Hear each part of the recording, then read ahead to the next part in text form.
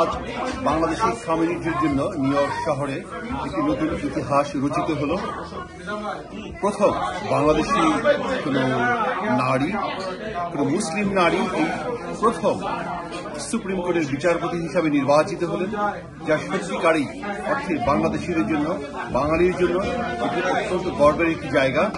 এবং আজকের যে নির্বাচিত হলেন আমাদের সমাজ সাইদ বিচারপতি হিসেবে, সেখান থেকে আমাদের নতুন করে আবার যাত্রা শুরু করতে হবে।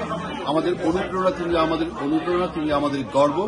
আমরা মনে করি তার এই যে পথ তিনি দেখিয়ে দিচ্ছেন, যে বাংলাদেশিরা আজকে এখানে যে কোনো জায়গায় তারা অধিষ্ঠিত হতে পারে, যে কোনো পদে তারা নির্বাচিত হতে পারে, যদি নিষ্ঠা, একাত্মতা এবং ইচ্ছে থাকে, তাহলে অনেক দূর পথ আমরা আরো যেতে চাই।